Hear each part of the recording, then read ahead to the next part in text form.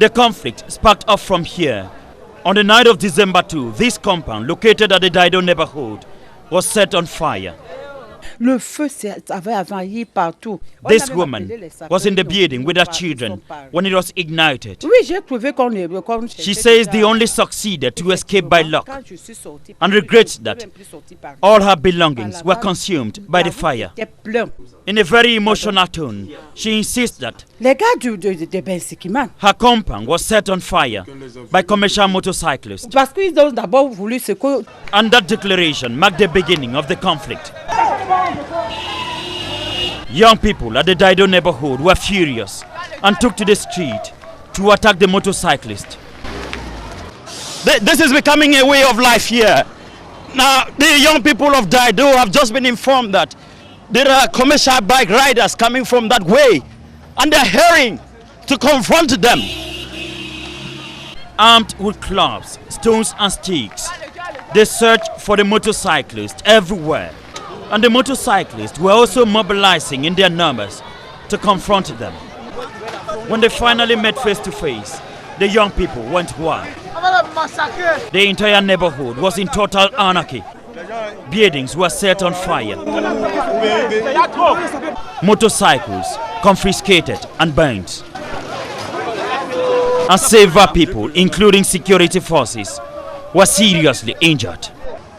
At this moment, it was obvious that things were changing negatively fast.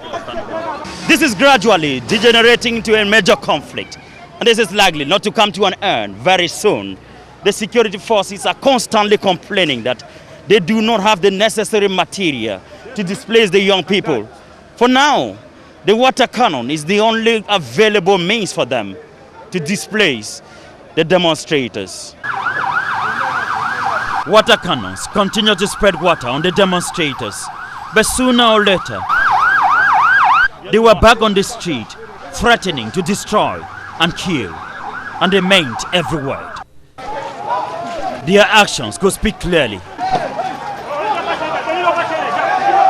Security forces were helpless.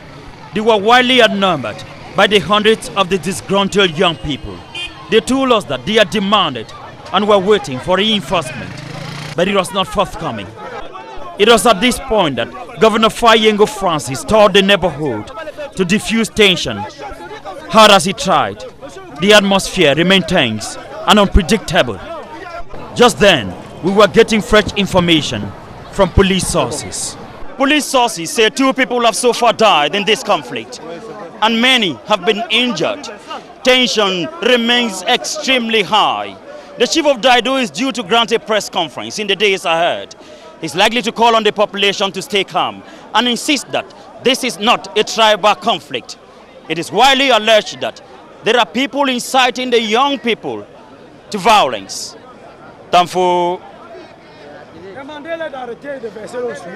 Arisin Tamfo, Equinox Television News.